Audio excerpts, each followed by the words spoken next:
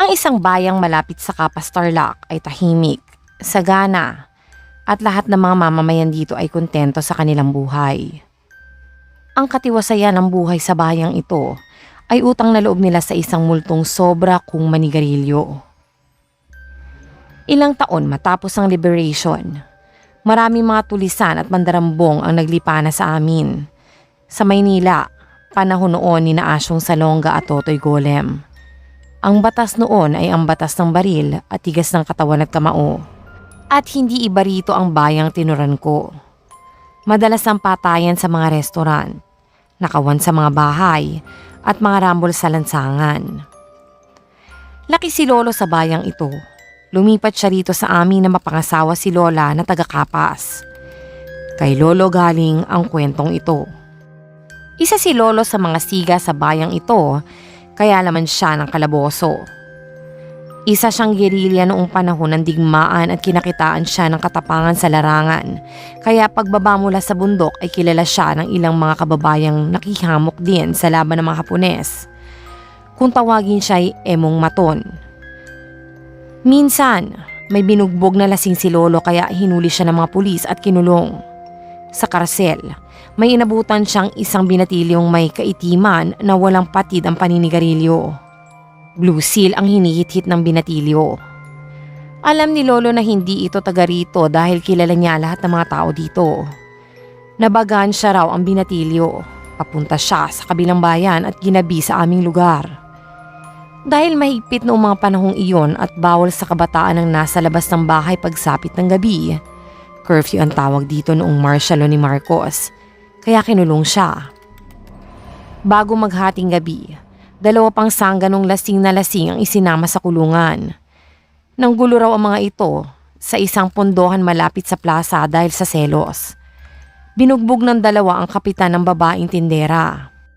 Hanggang ngayon, init na init pa rin ang kanilang mga kamay at nakursunadahan nila ang binatilyong naninigarilyo. Hindi raw nakialam si Lolo nang bugbugin ng 2 ang walang kalaban-laban na binatilyo.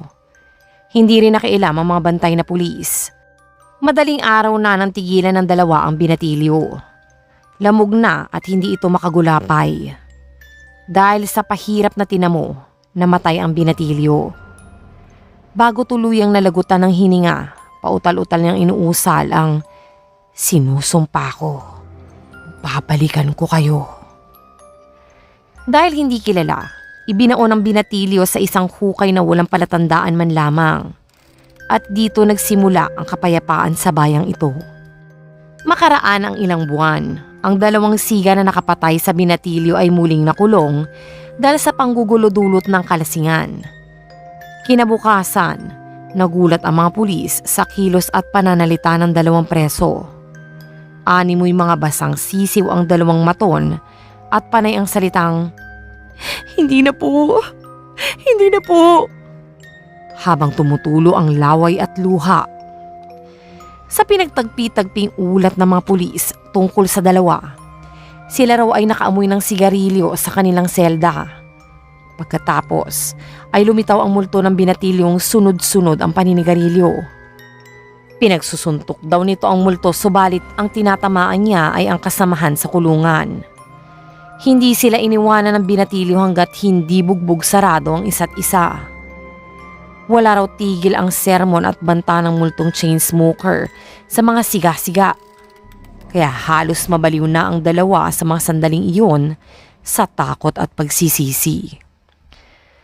May sumunod pang mga pangyayari sa nasabing piitan.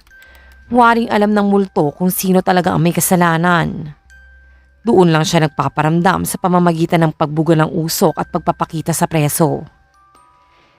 Hindi lamang ang mga maton at siga ang pinagdidiskitahan ng multo. Pati ang mga kriminal na nanluloko ng kapwa ay nararamdaman din niya.